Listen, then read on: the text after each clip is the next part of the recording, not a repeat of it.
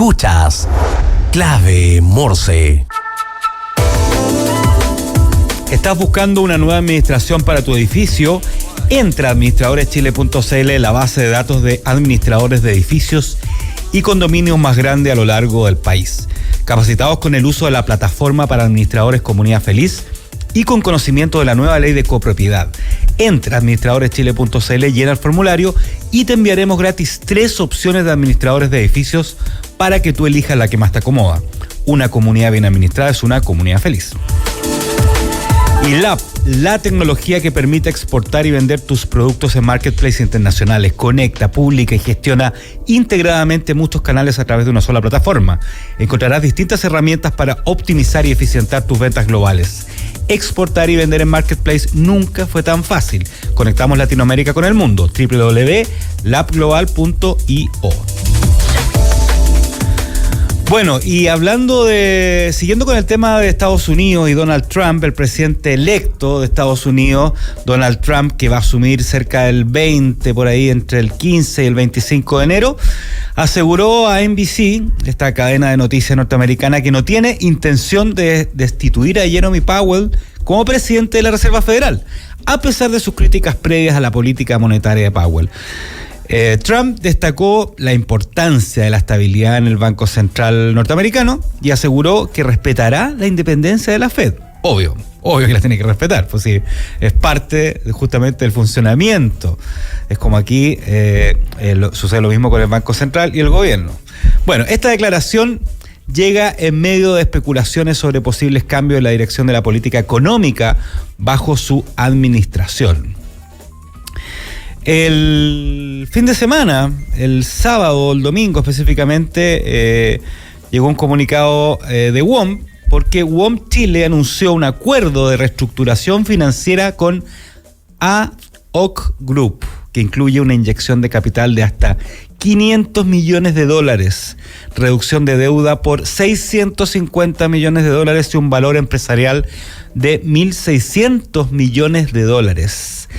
Este pacto, respaldado por acreedores clave, busca financiar completamente su plan de negocio, incluyendo el despliegue de 5G, y espera aprobación del Tribunal de Quiebra de Estados Unidos para concretarse en 2025. Justamente esto es parte de la salida, ¿no es cierto?, al gran problema económico que tenía WOM. Acordémonos que adscribió el capítulo 11 de Estados Unidos, y finalmente esta es una noticia que es un espaldarazo para esta compañía, uno de los principales operadores móviles de Chile, el más nuevo, de llevar entre 8 unos 10 años en Chile. Así que ya saben, $500 millones de reducción de deuda, 500 millones de capital, 650 millones de reducción de deuda y $1.600 millones el valor empresarial de este acuerdo con Ad-Hoc Group. Por otro lado, dentro de las noticias que están pasando, el impuesto PAIS, creado en 2019 como medida transitoria para frenar la demanda de dólares, terminará su vigencia el 23 de diciembre. Su eliminación reducirá hasta un 30% los costos en turismo, tecnología, streaming e importaciones, además de abaratar el dólar tarjeta y vehículos. Durante 5 años el tributo recaudó $17.300 millones, aportando un 3,05% al PIB, y representó un alivio clave para las finanzas públicas en contextos de ajuste fiscal. Todo esto, ¿dónde? En Argentina. Recordemos que es parte justamente de la política de Javier Milei para tratar de reducir el tema impositivo, tratar de reducir también todo lo que es el costo fiscal, y parte un poco de la liberalización y como meta reducir la inflación en el país allende los Andes. Y ya estamos conectados con nuestro entrevistado, que en este momento se encuentra, me imagino, que en el sur de Chile, ¿o no? Rodrigo Carrasco, director de la Asociación de Miticultores de Chile. Rodrigo, ¿cómo estás? Hola, muy bien, muy buenos días, y efectivamente estamos acá en el sur y arriba de un auto porque nos toca mucho desplazarnos en terreno, digamos. ¿En qué parte del sur te encuentras, Rodrigo? Ahora estoy cerca de Puerto Montt, pero generalmente nos movemos entre Chiloé y Puerto Montt. ¡Ay, qué lindo! ¿Y cómo está el clima por allá? Sí. Oye, esta semana se viene increíble, puro sol, así que estamos disfrutando la antesala del verano ya. Qué bueno. Bueno, aquí en Santiago también puro sol y no para eso hasta marzo, abril. Por lo menos allá llueve en el verano. Con otras temperaturas, sí. A ver, primero, para la gente que no sabe lo que es la miticultura, es básicamente todo lo que es la producción, ¿no es cierto?, de lo que es el mejillón chileno, más conocido como chorito, ¿ya? Yo sé que el término internacional es mejillón, ¿no es cierto?, pero nosotros lo conocemos como el chorito. Entonces, entiendo que este producto está en un momento clave de su desarrollo productivo, ¿no es cierto?, siendo la segunda actividad acuícola más importante del país. Actualmente el 95% del chorito es exportado y el restante queda para consumo nacional. A ver, primero, Rodrigo, quería preguntarte si podemos hacer una especie de pincelada histórica de cuándo empieza el chorito chileno a tener este nivel de exportación. ¿Cuál es el tipo de chorito chileno que se exporta y dónde están los principales lugares de cultivo de este molusco? Oye, bueno, sí, encantado y agradecido también por este espacio. Mira, esto comienza en los años 60 con las primeras apoyos estatales, estamos hablando de la Corfo, el IFOP, para que en el sur de Chiloé, específicamente en Quellón, familias o entornos productivos de la pesca artesanal se transformaran a un cultivo, en este caso el cultivo de los choritos.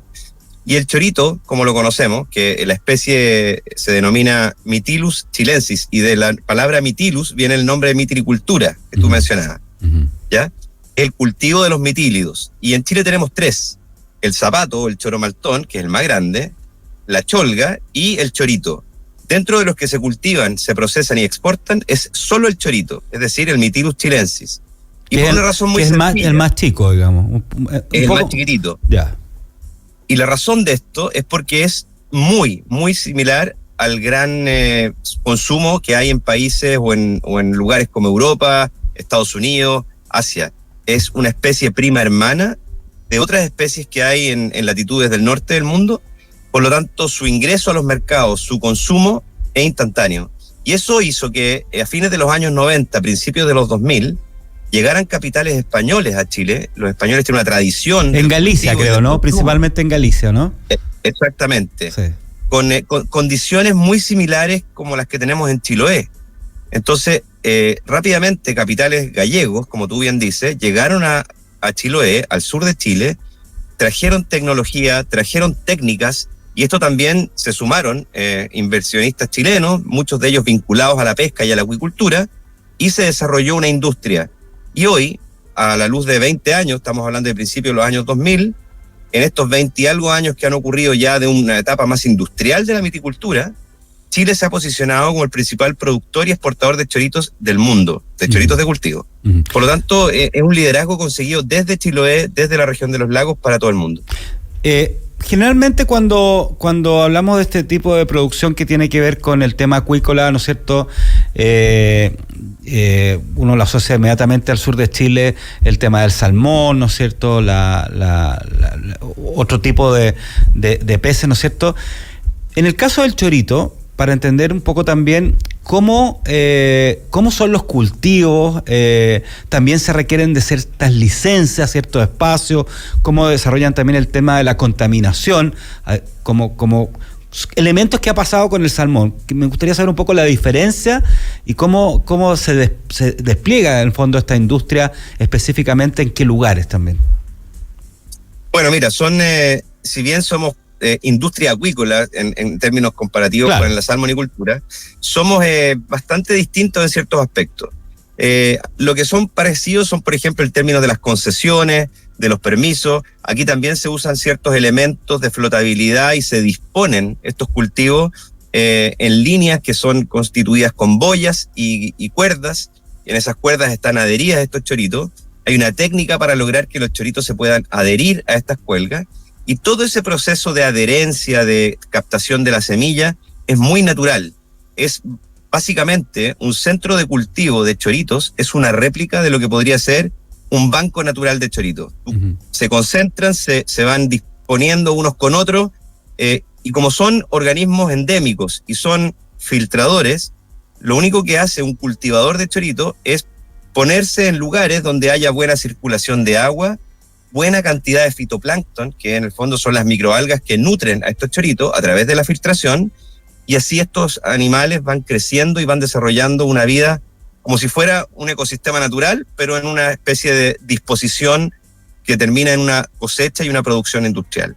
La verdad que a la luz de mucho de la ciencia y de la investigación que se ha realizado en la mitilicultura, hoy tenemos muchos investigadores que declaran que incluso un cultivo de chorito es un ecosistema emergente, es decir, un aporte al medio ambiente porque no se le adicionan elementos y porque además replica otros que son los bancos naturales. Entonces, ha sido muy atractivo desde el punto de vista del cultivo poder ir diversificando esta biomasa en distintas localidades de la región de los lagos y poder concretar una industria que finalmente llega a este liderazgo que yo te comentaba en términos de exportaciones, pero que concretamente aporta casi 18.000 empleos a la región de los lagos y al país. Eso te iba a preguntar, 18.000 empleos, ya.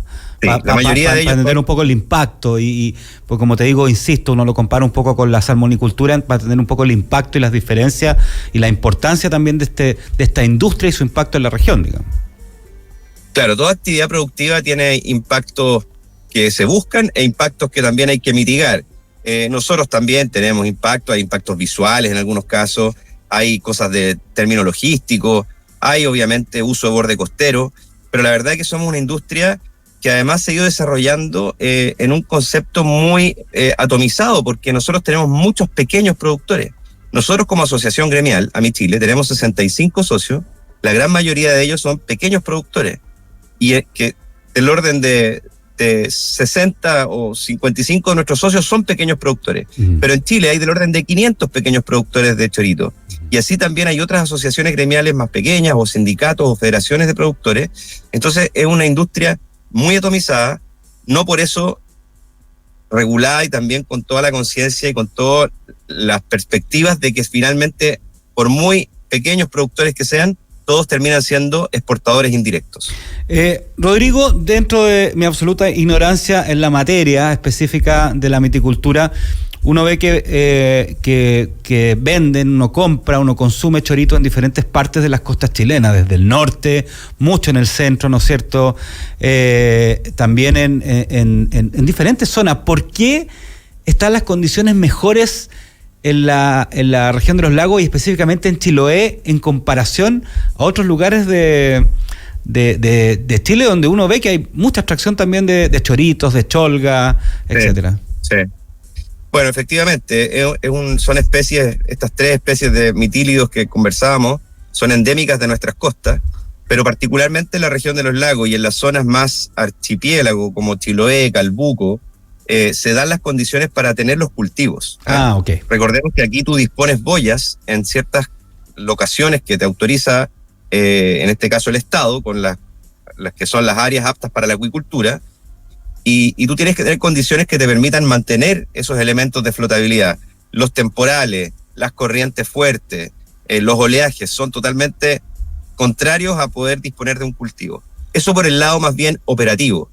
Pero también existe un lado que tiene que ver con el ecosistema, y es que la generación de semillas, es decir, toda la proveeduría de esta primera etapa, viene de los bancos naturales. Los choritos como industria se basan en la captación de semilla que se hace naturalmente en sectores cordilleranos de la región de los lagos. Estamos hablando de sectores como Cochamó, donde está el río Cochamó, el río Pueblo, que son aportantes de agua dulce a situaciones estuarinas, y es allí donde se desarrollan los bancos naturales ancestrales, llamémosle, que generan esta semilla que es captada y que luego es dispuesta en los centros de cultivo.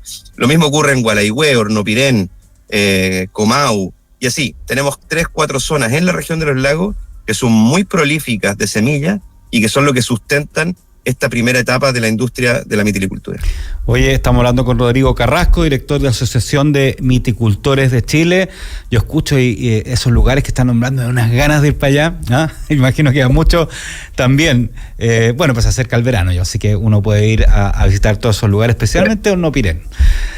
Oye, Lo que tienen que tener conciencia, perdona, pero que muchos de los pequeños productores están todo el año en el agua trabajando. no, si yo en sé, condiciones a veces muy adversas. lo sé, lo miro muy desde un santiaguino, no te preocupes. Hoy lo tengo clarísimo. Ahora, hablando de las semillas, yo tengo entendido que se prevé una baja producción del 2025 de la viticultura, justamente a esta menor captación de semillas, ¿no es cierto? Cuéntanos un poco qué implica eso, cómo proyectan el 2025, qué significa esto y si se puede resolver de alguna forma esta menor captación de semillas. Sí, bueno, la captación de semillas es un proceso que se realiza en términos como más pequeños que el cultivo de engorda. Son colectores que se disponen también con permiso, hay una normativa que lo regula la autoridad marítima, y son también pequeños grupos familiares, pequeños grupos de productores o captadores de semillas ubicados en esta zona que yo te mencionaba, que en cierta época del año, que es cuando se generan estas semillas y se difunde o se difuminan por las corrientes, ellas son captadas en estos colectores. El año pasado, digamos la temporada pasada, porque ahora estamos en una plena temporada de semilla, pero la temporada pasada, como ocurre cíclicamente, porque es un periodo, o sea, es un proceso muy asociado a periodos naturales, a condiciones de entorno.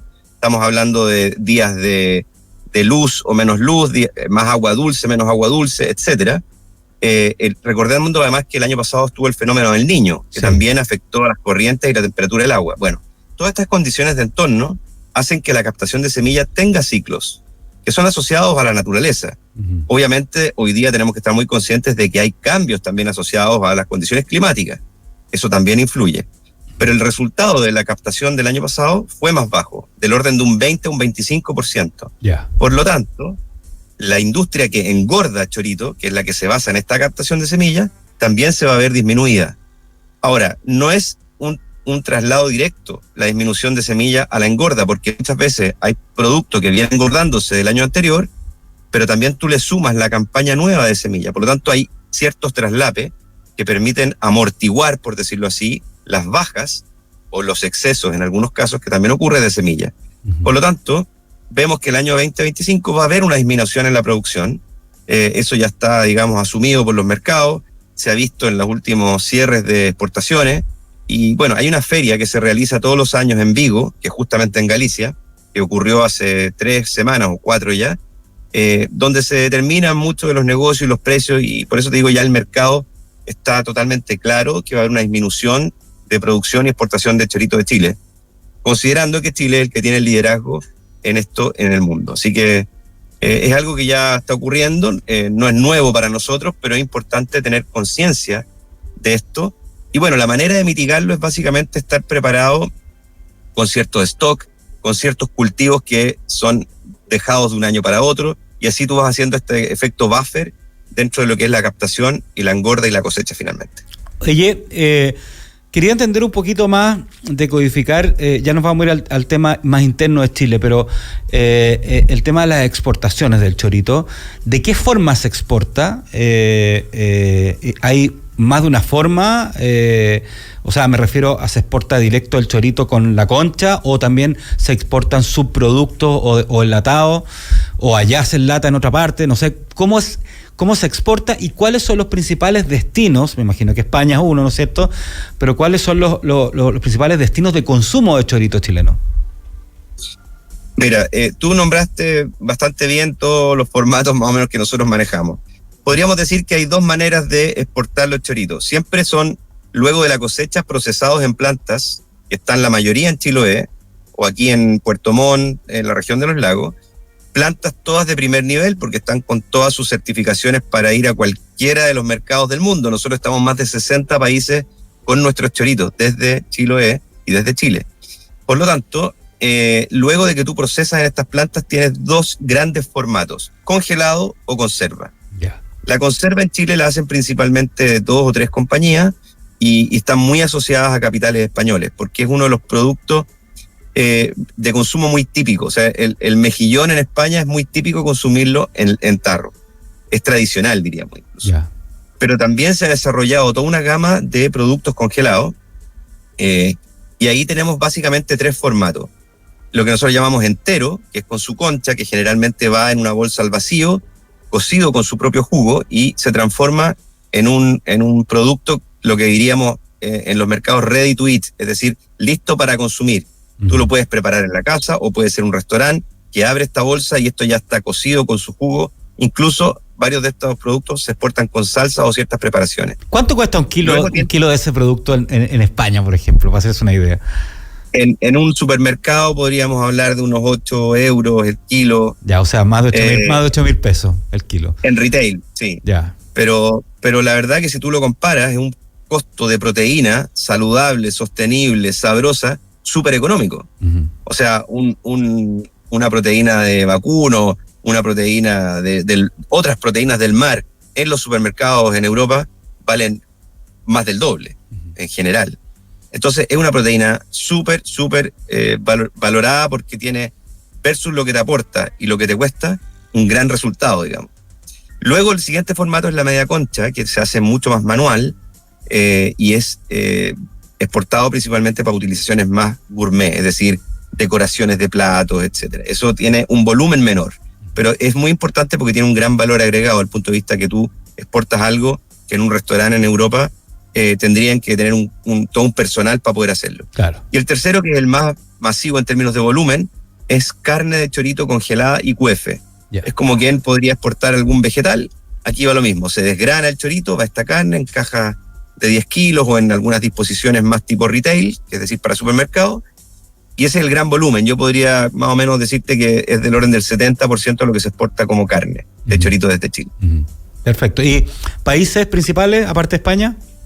Mira, España justamente es uno de los principales destinos, pero en Europa tenemos una fuerte demanda, tanto países mediterráneos como Italia, como Francia. De ahí ya nos pasamos a Bélgica, donde incluso los choritos son plato típico, Inglaterra, y luego nos vamos a otros países que son muy importantes como Rusia, por ejemplo. Mira. Rusia es un caso particular que ha sido además un caso de éxito de colaboración público-privada con ProChile, porque hace aproximadamente 8 o 10 años, a través de un programa que se llama Marca Sectorial, fue una misión desde Chile a abrir ese mercado y se concretó de muy buena manera, alcanzando importaciones del orden del 20% del total de lo que Chile exporta. Uh-huh. Eso obviamente se vio afectado cuando empezó el conflicto Rusia-Ucrania, pero hoy podemos decir que se ha ido recuperando ese mercado y que ha vuelto a tomar la importancia que tenía previo al conflicto.